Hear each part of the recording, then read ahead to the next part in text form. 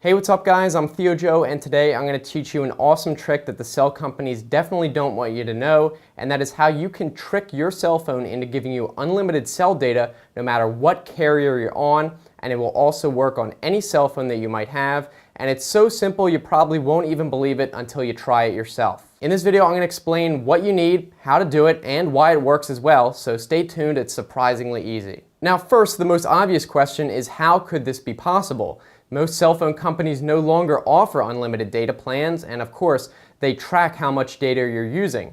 And this is true, but we can actually trick the service into thinking that you haven't used any data at all. You see, cell phone companies keep track of how much data you're using in the following way. Whenever you download a document, fetch emails, stream a video, anything like that, your cell phone downloads that file and then records how much data was used in that connection. After the download is completed, your cell phone sends a TCP data packet back to the cell trunk in the service containing information about how much data you just used for that file, which is called a file report. But knowing this, if we were able to somehow block the file report from being sent back to the cell company, it would look like to them that you didn't download any data at all, even though you did download that file successfully. Now, you may be thinking, how can we block just that file report without blocking everything else?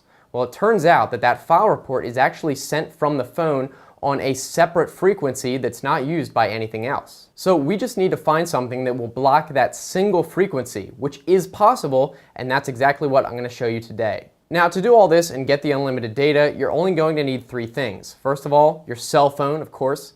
Next, your cell phone case. And finally, bear with me, yes, a roll of duct tape. I'll explain.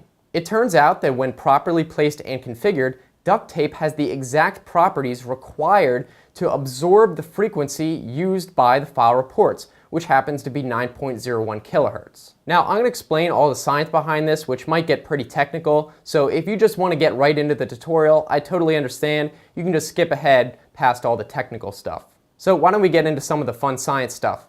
Now, based on several scientific studies that have been done on duct tape, specifically regarding the absorption patterns for electromagnetic frequencies, we know that in the one we're concerned about, duct tape has a transmission value of about 0.001. This measurement would have been done with a tool called a spectrophotometer, but basically all you need to know is that the duct tape is going to block 99.9% of the signal used by the phone to send the file report. We also know, based on several published tests and reports by Bill Gates himself while he was developing Windows, that most network parity systems require at least 70% of an original signal to reconstruct any missing parts. So if the duct tape is blocking 99.9% of it, there's no way that signal is going to get through. The reason this happens and that the duct tape is able to block the signal is that when the frequency is sent out by the phone and tries to pass through the duct tape, it induces a tiny electromagnetic field in the duct tape itself. Because duct tape is an insulator, this field is obviously going to be minuscule,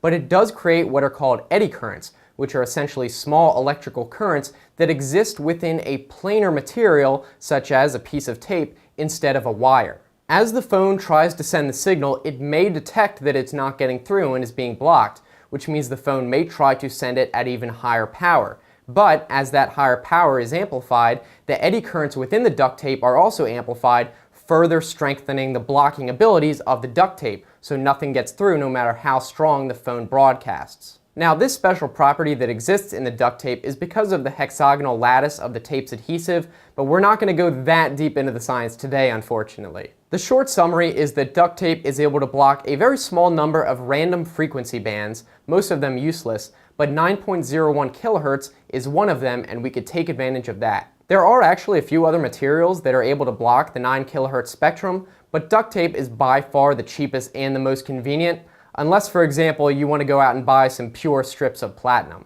So by now you're probably ready to actually do this, and despite my long-winded explanations, it's actually very simple. So why don't we go over to the table and I'll show you what you have to do. Alright, so once you have everything together, your duct tape, the phone, and the case, all you need to do is create a strip of folded duct tape that's about the same size as the phone. So let me show you what I mean. Now, let me find the end of this. And scissors will always help. So take out a piece of duct tape, and we don't want it to be covering any of the cell phone camera or flash, and this is not going to go directly on the phone. we're actually going to fold it. So if we fold it about this long, that should be okay. So now you can see it's long enough to cover most of the phone, but it's not going to cover the flash or the camera. And we can actually just cut that right now and put it in the case to make sure. Perfect length. So now this is going to be covering a majority of the phone, but not the important parts. Now, this is all that's required. Depending on the thickness of your case and your phone, might be the only thing that's going to fit. But if you could add more strips and layers, that will always make it more efficient. So it might work better if you add more layers. So let's just add a couple more layers, and we can just do that by putting it on like that and folding it over. Just like that. So we have about five or four layers right there.